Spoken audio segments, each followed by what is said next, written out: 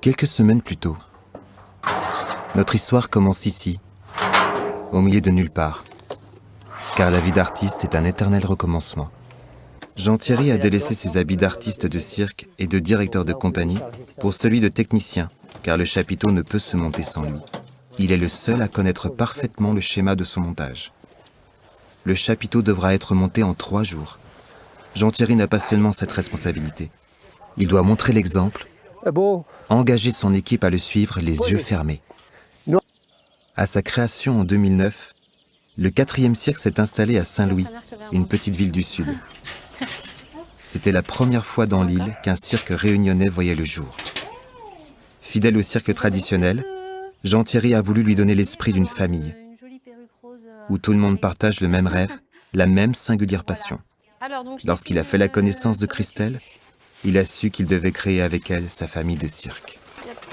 Aujourd'hui, il a suffi que le soleil monte jusque dans les hauts pour que la plaine des Caves retrouve les couleurs de l'été austral. Le village doit son nom aux esclaves noirs qui s'y réfugiaient au temps de l'esclavage. À l'heure dite, les spectateurs sont au rendez-vous fixé par les artistes.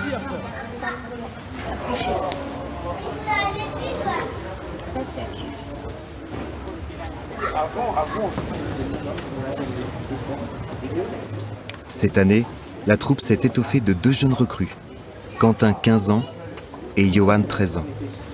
Ils entrent pour la première fois dans le cercle enchanté du cirque.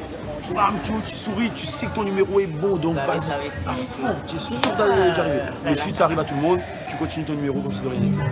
Bon.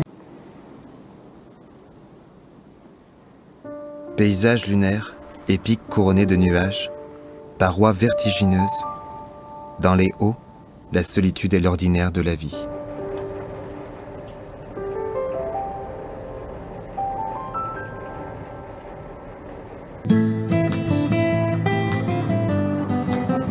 À cause des tempêtes qui se succèdent depuis l'arrivée de la troupe, le cirque n'a pu assurer toutes les représentations prévues et la fin est proche. Pourtant, l'été austral est le temps des flamboyants en fleurs et des soleils généreux. Il est aussi celui des vacances, moment béni par les enfants. Pour ne pas les gâcher, les artistes ont invité les marmailles de la plaine des Cafres à les rejoindre sous le grand parapluie rouge.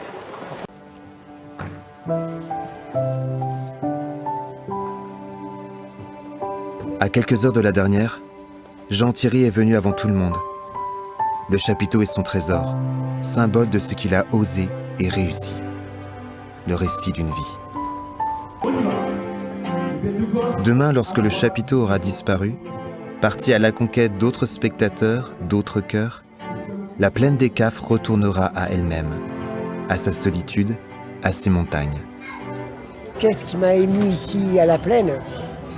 C'est quand je pars un peu plus loin et que je regarde mon chapiteau qui est tout en bas et je me dis, on est à la plaine des Cafres, c'est la dernière ce soir et on va faire un magnifique spectacle et on va finir en beauté. Finalement, le 4e cirque a rempli sa mission, être un refuge et une arme contre l'ordinaire du monde.